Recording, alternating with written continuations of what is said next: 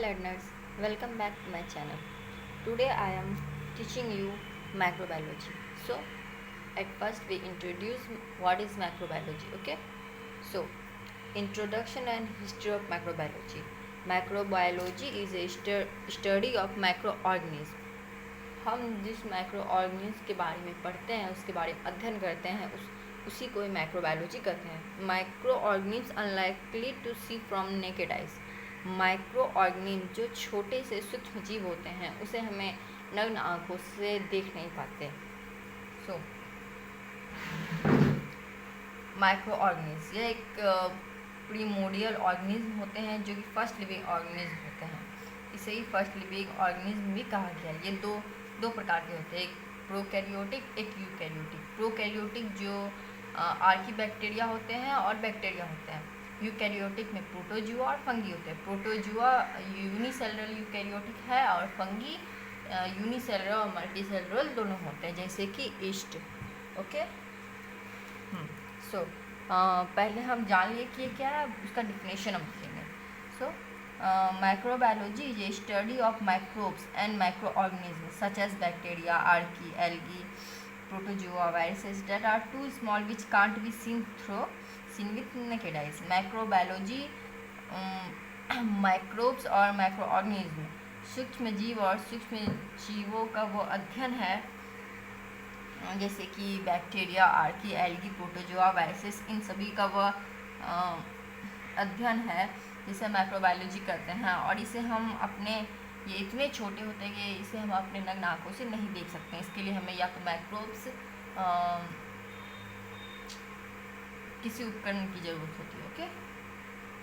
सो इसका एग्जांपल है bacteria, archaea, algae, fungi, protozoa and viruses.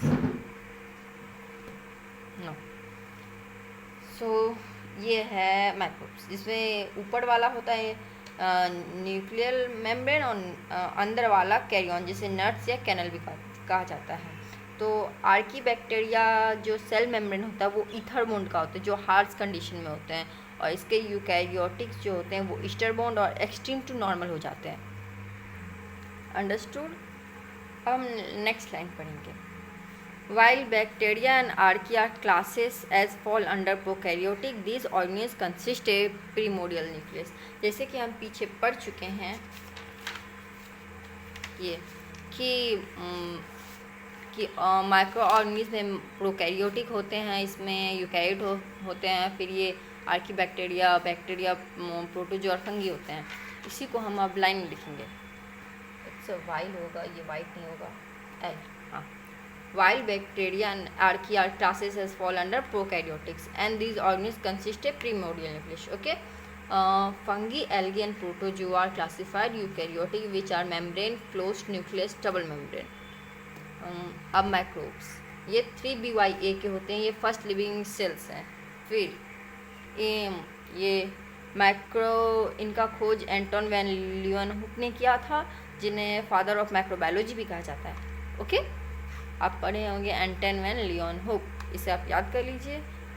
और आगे बढ़ते हैं. जैसे ये मॉडर्न बायोलॉजी, ये हो गए हैं वो बायोलॉजी का पिता किसे कहा जाता है, लेकिन मॉडर्न बायोलॉजी के पिता लुईस पास्चर है. Lewis pasture father of modern biology. Okay. अब स्कोप्स क्या है बायोलॉजी में? On little basis of pure और अप्लाइड साइंस. ओके. देखिए, bacteriology it's a study of bacteria, it's a branch of microbiology. Microbiology का branch जिसमें हम बैक्टीरिया के बारे में पढ़ते हैं, इसे बैक्टीरियोलॉजी कहते हैं. फिर माइकोलॉजी स्टडी ऑफ फंगी के बारे में जिसमें पढ़ते हैं, इसे माइक्रोबायोलॉजी कहते हैं. फिर protozoology study of protozoa, mostly unicellular eukaryotics. Eukaryotes में जो प्रोटोजोआ पाए जाते हैं उसका स्टडी को, उसका अध्ययन को ही प्रोटोजोलॉजी कहते हैं.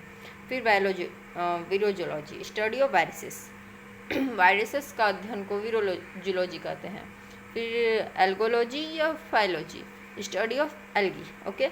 ये बहुत याद करना बहुत ही आसान है, क्योंकि यहाँ पे इसके नाम से पता चलता है कि इससे किसका अध्ययन हो. जैसे ये बैक्टीरिया हुआ तो इसके आगे छुपा हुआ है बैक्टीरियो.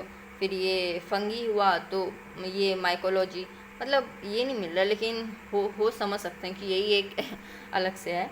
फिर ये प्रोटोजुआ, प्रोटोजोलॉजी, वायरसेस, वायरोलॉजी, ये एल्गियोलॉजी। ओके, ये बहुत आसान है पढ़ने के लिए, तो आप इसे याद कर सकते हैं आसान तरीके से।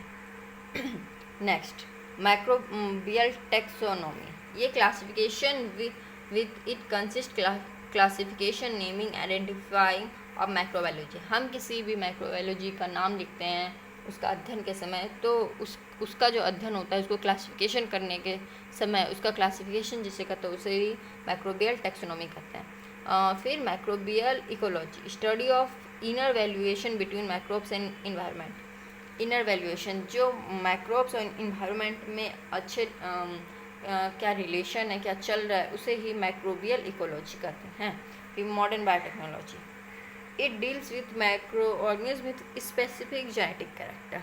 जैसे कि हम जानते हैं मॉडर्न बायोलॉजी के पिता लुईस पास्चर हुए, और ये it's deal with micro organism which specific genetic character. Okay, हम एक बार फिर से रिवाइज कर लेते हैं। तो क्या था पहले ये था कि इंट्रोडक्शन क्या था। तो माइक्रोबायोलॉजी माइक्रो ऑर्गेनिज्म का स्टडी है, इसे नंगी आंखों से नहीं देखा जा सकता। माइक्रो ऑर्गेनिज्म के दो ब्रांच होते हैं, प्रोकैरियोटिक, यूकैरियोटिक, जिसमें प्रोकैरियोटिक में बैक्टीरिया आता है, यूकैरियोटिक में प्रोटोजुआ और फंगी आता है, जिसमें से protozoa unicellular, fungi unicellular multicellular दोनों। ओके, फिर ये डिफिनेशन तो आप याद कर ही लेंगे। ओके, और ये आर्कीबैक्टीरिया का जो सेल मेम्ब्रेन होता है वो ईथर बॉन्ड का होता है, यूकैरियोटिक का होता है एस्टर बॉन्ड का। फिर इसका ये आर्कीबैक्टीरिया हार्श कंडीशन में होता है, eukaryotic extreme to normal condition. So अब ये हमें पता चला कि माइक्रोब्स 3B/A के होते हैं और ये फर्स्ट लिविंग सेल्स होते हैं। ठीक, फादर ऑफ माइक्रोबायोलॉजी, इसे एंटोन वॉन लियोनहुक को फादर ऑफ माइक्रोबायोलॉजी कहा गया, और फादर ऑफ मॉडर्न माइक्रोबायोलॉजी को लुईस पास्चर को कहा गया। ओके, और स्कोप्स ऑफ माइक्रोबायोलॉजी, जैसे कि हम देखें स्कोप्स ऑफ, इसके 8 ब्रांच है। जैसे कि पहला ये अप्लाइड साइंस के बेसिस पे है। जैसे पहला bacteriology, study of bacteria, mycology, study of fungi, protozoology, study of protozoa, virology, study of virus, algology, study of microbial taxonomy, classification with it consist classification, naming and identify. मतलब ये समझ सकते हैं कि जो हमें माइक्रो ऑर्गेनिज्म को नाम देते हैं उसका नेमिंग जो करते हैं उसे ये माइक्रोबियल टैक्सोनॉमी कहते हैं। ओके, और microbial ecology, study of intervaluation between microbes and environment. Okay, modern biotechnology is deal with micro organism which specific genetic character. तो आज का टॉपिक यहाँ ख़त्म होता है, फिर इसके आगे हम कल पढ़ेंगे। और अगर आपको ये वीडियो पसंद आए तो प्लीज़ सब्सक्राइब कीजिएगा, लाइक कीजिएगा एंड कमेंट कीजिएगा, ताकि मैं इस चैनल को और आगे बढ़ा सकूँ। फिर आप लोग को नोट्स भी अवेलेबल होने लगेंगे। Okay, thank you.